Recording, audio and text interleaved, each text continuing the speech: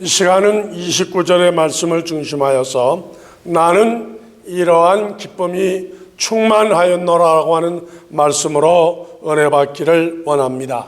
이러한 기쁨이 충만하였노라. 언제 우리가 기뻐하고 언제 우리는 슬퍼합니까? 나에게 좋은 일이 일어날 때에 기뻐하고 좋아합니다. 그런데 오늘 우리가 은혜 받기 원하는 설교의 제목으로 인용되고 있는 기쁨은 자기를 인하여서 좋은 일을 당하고서 만나는 기쁨을 말하는 것이 아닙니다. 나의 기쁨이 아니라 다른 사람의 기쁨, 다른 사람이 잘 되는 것을 보고서 진심으로 좋아하는 내용의 말씀인 것입니다. 본문에 등장하는 주인공은 누구이고 누구에게 이 말을 지금 선포하고 있습니까? 본문에 등장하는 주인공은 세례 요한이 그의 제자들에게 하고 있는 말씀이었습니다. 세례 요한이 제자들에게 한 이 말의 의미가 무엇일까요? 세례 요한은 예수님보다 세상에 6개월 먼저 태어났습니다. 예수님은 가난한 시골 인구가 400명밖에 되어지지 아니하는 나사렛의 목수의 아들로서 태어났지만은 세례 요한은 반대로 대도시, 거룩한 도시 예루살렘에서 태어났습니다. 다시 말하면 세례 요한은 출생의 복을 받은 사람입니다. 아버지가 당대 명성을 떨치던 예루살렘의 대제사장의 그것도 하나밖에 없는 외동 아들로 태어났습니다.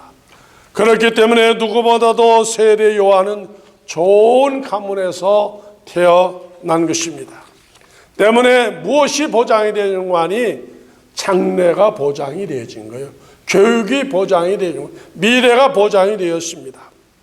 우리가 성장하던 시절에 자주 듣는 말이 있습니다. 개천에서 용이 난다고 그랬는데 가난한 집안에서 인물이 난다 그랬는데 요즘에는 그런 말이 없어졌다 그러죠.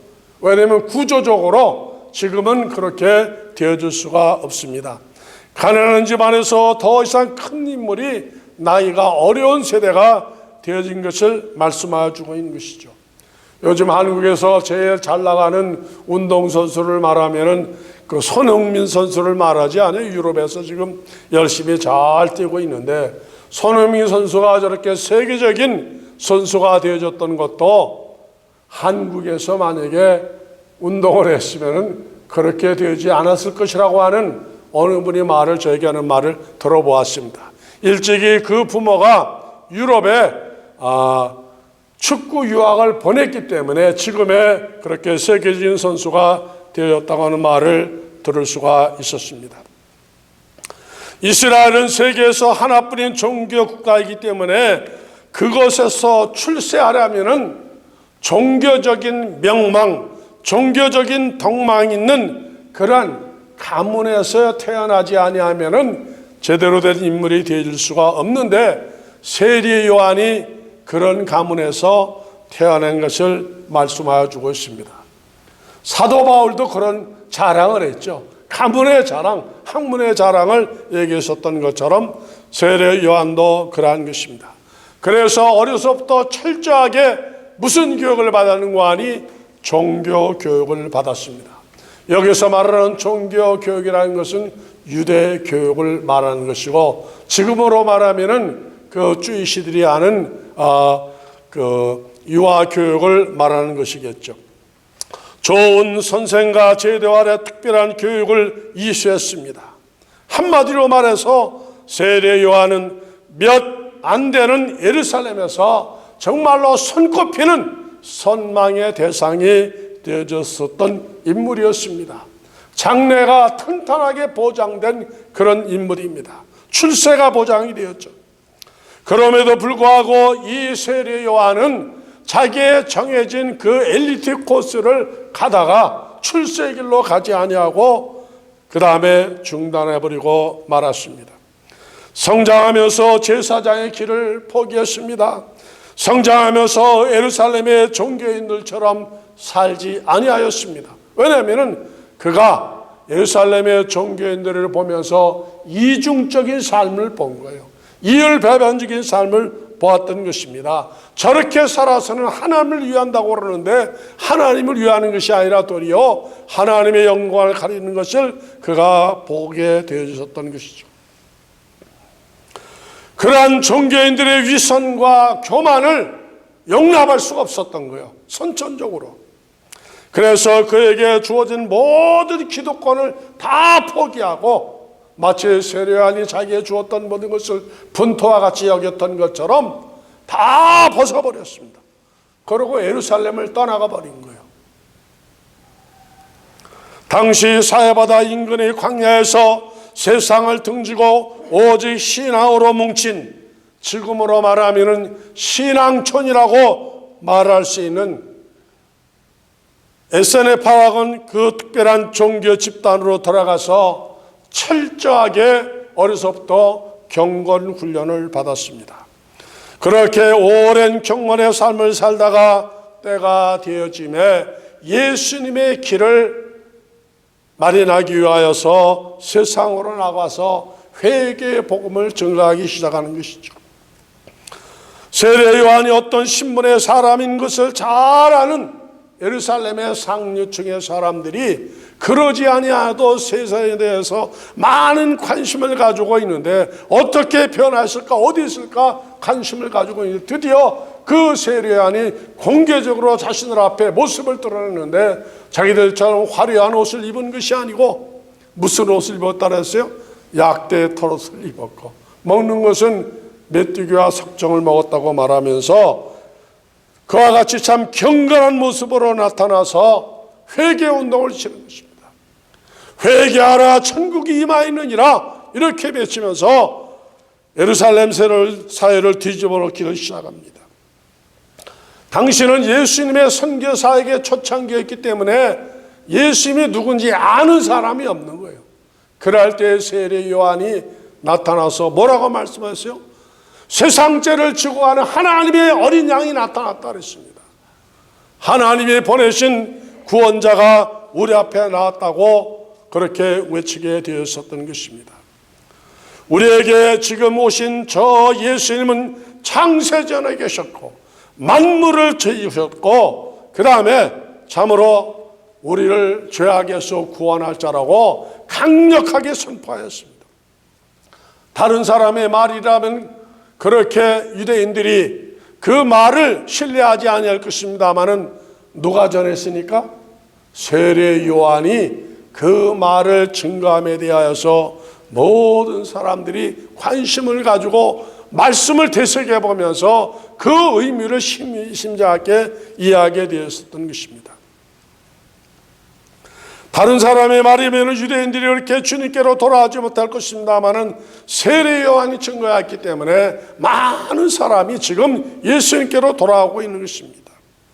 그로 말미암아서 세례 요한에게 나오던 사람들이 예수님께 나아가기 시작했고 주님의 말씀에 더 귀를 기울이기 시작합니다. 그러다 보니 세례 요한의 명성보다도 누구의 이름이 더 알려지기 시작했어요? 예수님의 이름이 더 많은 사람에게 알려지기. 세례 요한의 설교를 들으러 나오는 사람보다도 예수님의 설교를 들으러 나오는 사람들이 더 많아지는 것입니다. 이에 대하여서 약간의 불안을 느끼는 사람들이 나타났습니다. 세례 요한의 제자들이었습니다. 세례 요한의 인기가 하늘을 치솟았는데 예수님의 등장으로 요한의 인기가 하향 곡선을 그리기 시작하였습니다. 무엇이 이를 증명하는 거 아니 세례 요한에게 세례받는 숫자보다도 누구에게 세례받는 숫자가 많아진다고? 예수님에게 세례받는 숫자가 더 많아진다 그랬습니다. 세례 요한의 제자들이 이 같은 사실을 요한에게 다 보고하면서 근심하며 걱정할 때에 27절에 요한이 이런 말을 합니다. 요한이 대답하여 가로되 만일 하늘에서 주신 바 아니면 사람이 아무것도 받을 수 없느니라. 이 말은 자기보다 예수님께 세례받는 사람 숫자가 더 많은 것은 당연한 것이란 말입니다. 세례 요한은 예수님을 시기나 경쟁의 대상이 아닌 제자들에게 가르쳐 주었습니다. 우리는 이 말씀에서 세례 요한의 인품을 보게 되어집니다. 자신보다 예수님을 더 존중히 여기는 것을 알 수 있습니다. 28절은 또 이렇게 말하죠. 나의 말한 바 나는 그리스도가 아니요 그의 앞에 보내심을 받은 자라고 한 것을 증거할 자는 너희니라. 지금도 이단자들은 주님의 영광을 자기 것으로 도적하려고 하고 만들려고 합니다. 그래서 할 수만 있으면은 자기가 구원자라고 말하는 거예요. 나에게 나오지 않으면 아니 된다고 말합니다. 그러나 세례 요한은 분명하게 선을 그었습니다. 나는 그리스도가 아니라 그랬습니다. 나는 하나님이 아니라는 말입니다. 세례 요한은 자신은 안 사람이었습니다. 사명을 알았습니다. 그가 살아야 하는 이유와 목적을 알았습니다. 어떻게 사는 것이 바르게 사는 것임을 알았습니다. 그의 사명은 첫째도 예수님을 증거하는 것이고 둘째도 주님의 길을 예비하는 것이었습니다. 세례 요한이 어느 정도의 인품을 가진 사람인가를 묘사한 내용이 29절의 말씀이에요. 29절에 신부를 취하는 자는 신랑이라. 당연하죠. 신부는 신랑이 취하는. 서서 신랑의 음성을 듣는 친구가 크게 기뻐하나니 나는 이러한 기쁨이 충만하였노라. 잔치에서 제일 좋은 사람은 신랑과 신부고 그 다음에 좋은 사람은 좋은 가문을 맡는 양가의 가문들이 좋아하죠. 그 다음은 친구가 기뻐하는데 친구가 왜 기뻐하냐? 자기가 사랑하는 친구가 행복해하는 모습을 보면서 좋은 신부를 맞은 것을 보면서 시기하거나 질투하는 것이 아니라 기뻐하는데 그런 기쁨을 누가 누린다 그랬어요? 세례 요한은 그러한 기쁨을 누린다고 말씀하여 주는 것입니다. 내가 잘 되는 것을 진심으로 축하해 주고 기뻐해 주는 사람이 여러분은 있으십니까? 친구가 잘 되는 것을 진심으로 축하해 주시는 것은 쉬운 일이 아닙니다. 제게도 동력자들이 있죠. 우리 교회 좋은 소식을 몇몇 친구들에게는 제가 의도적으로 전합니다. 왜냐하면 그들이 진심으로 좋아하고 기뻐하고 또 축하해 주기 때문에 제가 전합니다마는 제 동력자들 가운데서 한두 명에게는 의도적으로 제가 전하지 않는 경우도 있습니다. 왜 전하지 않죠?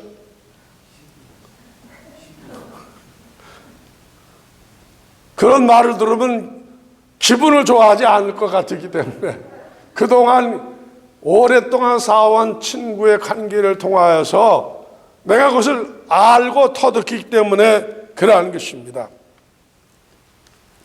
세례 요한은 진심으로 예수님이 잘 되는 것을 기뻐했습니다. 그래서 하는 말이 나는 이러한 기쁨이 충만하였노라 이렇게 말한 것이죠. 내가 비록 결혼하는 것은 아니지만 내가 좋아하고 사랑하는 친구가 잘 되는 것을 나는 기뻐한다는 것입니다. 여러분도 그러할 수 있겠습니까?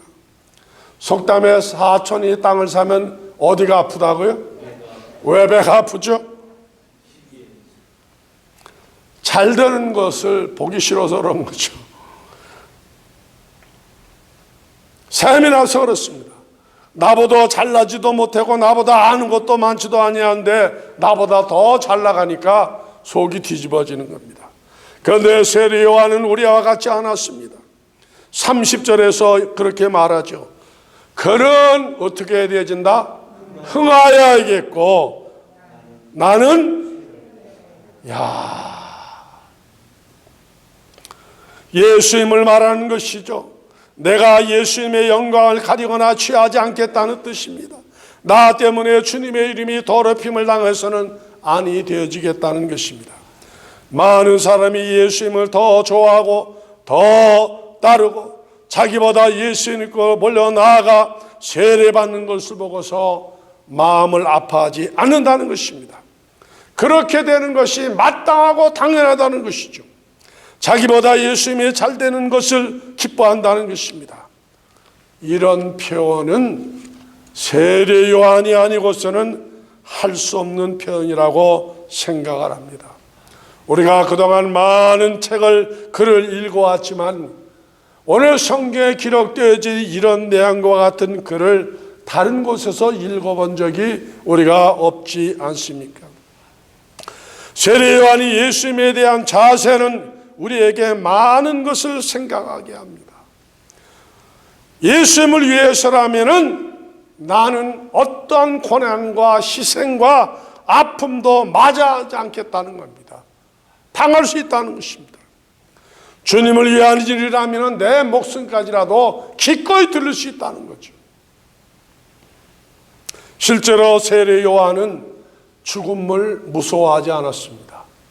그래서 세례 요한은 젊은 나이에 순교당하였죠. 어떻게 순교당하였죠? 순교도 칼에 잘리는 사람, 목매이는 사람 여러 가지가 있는데 4절에 들어간 세례 요한은 목이 잘려져 나가는 순교를 당하였습니다. 당시 가장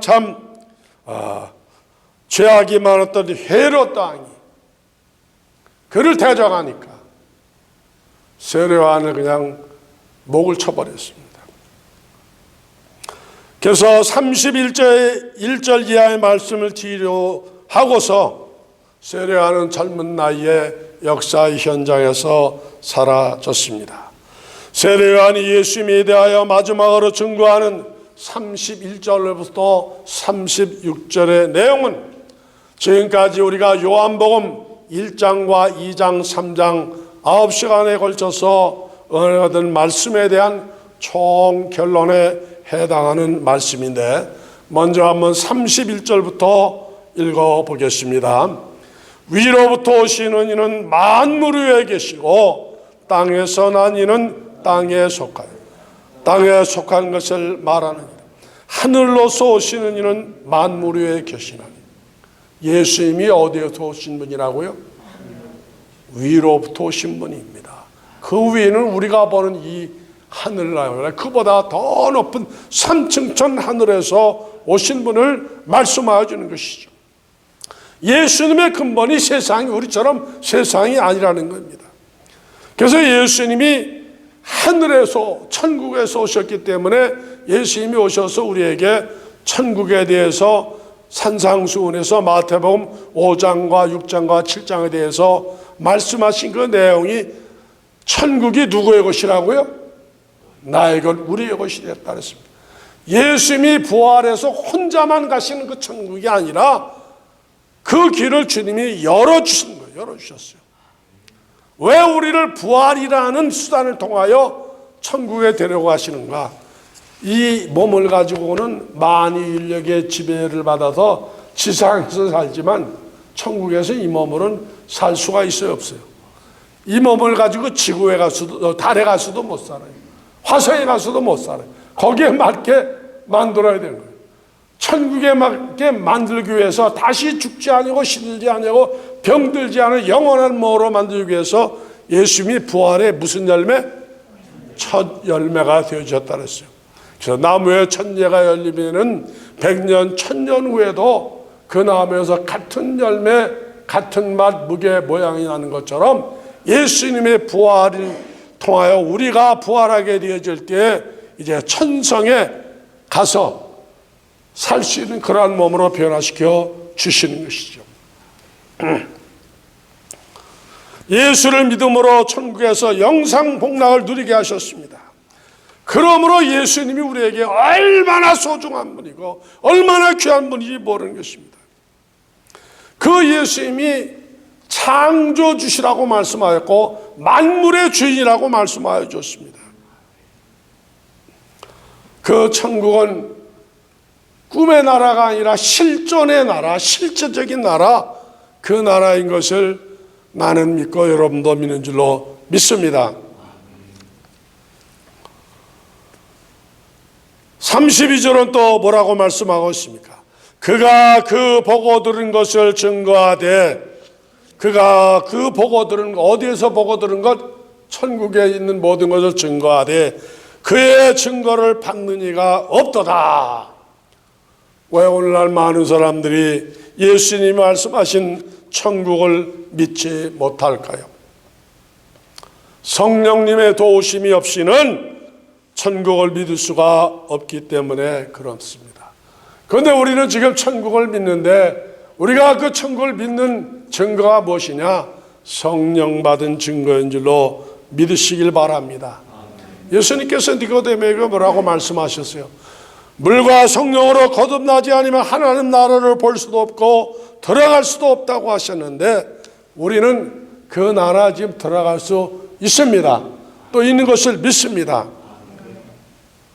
그 증거가 무엇인가 하니 성령님이 우리에게 함께 우리 안에 들어와 계셨기 때문에 성령께서 우리에게 깨달음을 주셨기 때문에 우리가 믿을 수가 있는 것이고 그로 인하여서 성경도 믿고 지옥도 믿을 수가 있는 것입니다.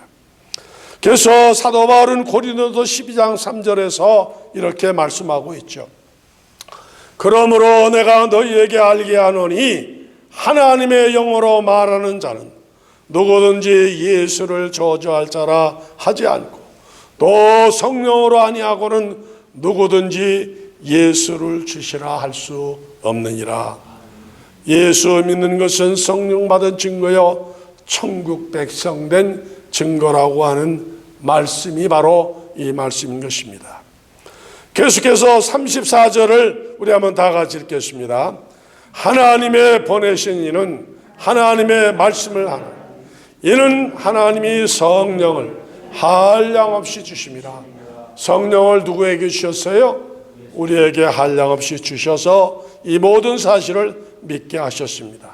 그 다음에 이제 성경 전체의 결론에 해당하는 말인데 35절과 36절을 다 같이 읽습니다.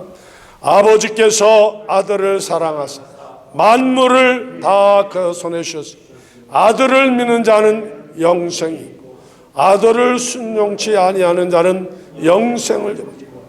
도리어 하나님의 진노가 그 위에 있는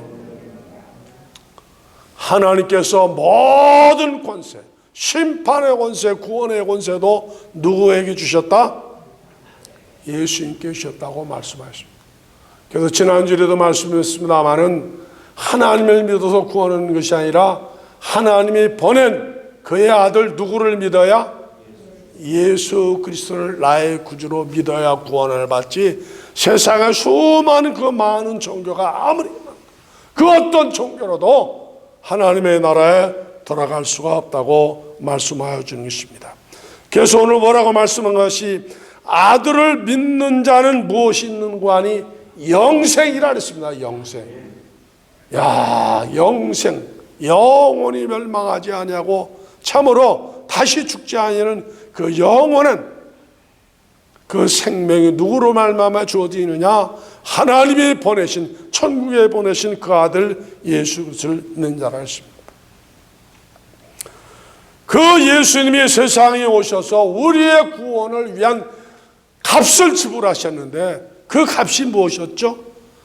당신을 우리를 대신해서 우리의 죄값으로 십자가에서 피 흘려 죽어 주셨기 때문에 보혈의 공로로 말미암아 우리가 그 나라에 당당하게 들어갈 수가 있는 것입니다. 그래서 36절에 아들을 믿는 자는 영생이 있고 아들을 믿지 않는 자는 어떻게 되어지느냐? 다 멸망의 심판에 나아갈 수밖에 없다고 말씀하여 주신 것입니다.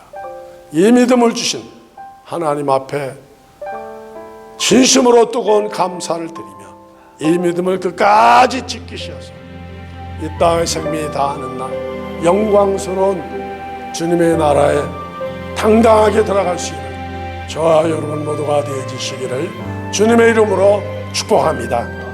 기도하겠습니다.